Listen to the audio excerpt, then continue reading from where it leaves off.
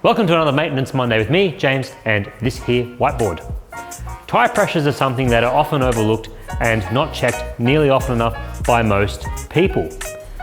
Now, getting tyre pressures correct is imperative if you want to have a car that's safe to drive, easy to handle, performs in all conditions, and quite importantly, means you get the maximum amount of life out of the tyres on your car, as they're quite often not very cheap.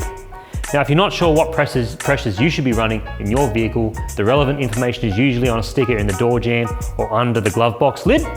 Failing that, you can find it in the owner's manual. However, you can visually check whether your tyre pressures are correct or incorrect based on the wear indicators on your tyres that you will find on every economy and road tyre available. Using these indicators and the depth of those to the surface of the tyre, you can determine the relevant tyre pressure.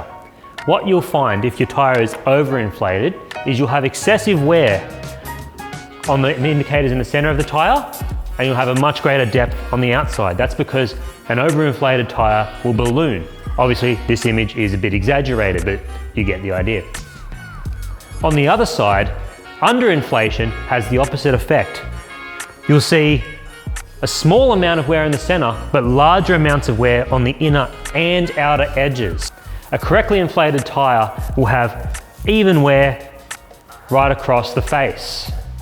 Now, if you have excessive wear on only the inside or the outside of the tyre, that indicates a different problem. That's usually wheel alignment related, and you should take your car to the closest tyre shop for an alignment.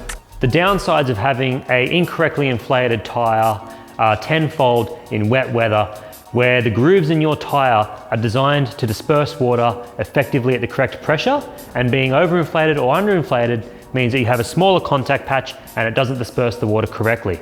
Ensuring your tyres are correctly inflated is one of the easiest self-checks that you can perform at home and are paramount. Whether it's a car you drive to work or a car that you only take on the racetrack, this is number one. That's been another Maintenance Monday with me, James, and this whiteboard. Join me and maybe it next week for another one.